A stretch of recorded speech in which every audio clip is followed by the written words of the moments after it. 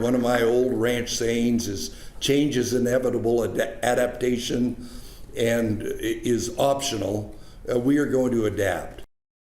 Well, Governor Brad Little setting the stage for his State of the State address coming up on Monday, which is the kickoff to the 2026 legislative session. Today was the preview. His comments touched on the projected budget deficit Idaho is looking at. Monday, we will hear the governor's vision for the year and budget recommendations for lawmakers. But today, Joe Paris asking the questions during the pre-session governor presser. Joe, what was the word on the budget? Was it the biggest topic, too? Yeah, I think the budget's really going to frame most of the discussions moving forward in 2026. But fascinating question and answer period with the governor. Yeah, the budget's going to be a big debate in the early session, mid-session, all the way till sine die. In the latest legislative report published in December, it shows the projected budget deficit is $40.3 million. Idaho, by law, they'll need to balance the budget, and the governor will give that full pitch on Monday. And Governor Little faced criticism for signing in more than $400 million in tax cuts across a few pieces of legislation last session. Tax cuts for the government means less revenue to the state, so the math there is what critics point to as what could have easily avoided a projected budget shortfall. And I've spoken to Republican lawmakers over the past several months, and they frame the discussion differently. They point to changing revenue numbers that improved in November, by the way, but they need to be addressed. Some even told me they think Idaho lawmakers could continue to propose and pass more tax cuts in 2026. I asked the governor if he thought Idaho could afford that. We got to get our arms around OB3 and the implementation, because that's going to make a difference in what's available. And so after we do that, I would not be shocked if there's a proposal to do further, and I'll look at it. It depends upon the magnitude on it, depends upon who pays it, depends upon who doesn't pay it, depends upon all those things. But I would not be shocked. But I think before anybody talks about a significant tax, we better figure out what we're going to do with OB3. And you heard the governor touch on a major topic for this session, the OB3, the One Big Beautiful Bill, the big legislation passed on the 4th of July by Congress in D.C. So how will Idaho handle the tax cuts that were included in the One Big Beautiful Bill?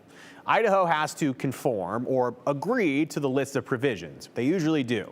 And without a law that outlines any reasons otherwise, Idaho is expected to conform with almost all the cuts that were approved by Congress. Tax changes include no taxes on tips, overtime, automobile interest, other provisions, and the tax foundation nationally. They forecast that the cost to Idaho is about $168 million in revenue every year until this all expires, scheduled now at the end of 2028. Between what we mentioned and some corporate tax changes, the forecasted revenue loss is $284.4 million for 2026. So what will they do? We're going to continue to balance the budget. We're going to plan forward. I'm optimistic, but cautiously optimistic. And of course, probably the first thing that the legislature is going to grapple with is how do we implement tax compliance. That's usually the first or second bill of the legislature. That'll be an interesting prospect. I did commit to the president when I met with him that we were going to implement compliance. And so that's kind of where I'm coming from. So we'll see if Governor Little's commitment will be held up by lawmakers. Stay tuned, as they say. It'll be interesting to see how Governor Little's numbers balance out the budget with all those moving targets considered during the State of the State on Monday. On a very different topic, I asked Governor Little about the Trump administration's move to reschedule marijuana from Class 1 to Class 3. Idaho's congressional delegation pushed back on that, and proponents say that the reclassification, it helps the FDA study marijuana for potential medical use. Governor Little touched on that and made a definitive comment, though, on marijuana and if it could be available in Idaho. If the FDA needs to do research on it, and they can take a marijuana plant, and there's a zillion different subspecies of marijuana, and find something good out of it, that we can make sure what the pharmaceutical grade is and make it available. I am, because we've already got 4 of them. Cancer treatment for nausea, those other things. I am okay with that, but anything that opens the door to the phony recreational marijuana we see in a lot of other states, or the phony medical marijuana that we see in other states, and the recreational marijuana, as long as I'm standing by the door, it's not going to happen. There is a citizens ballot initiative that is floating out there. We will find out in the coming months if it will qualify for the 2026 ballot.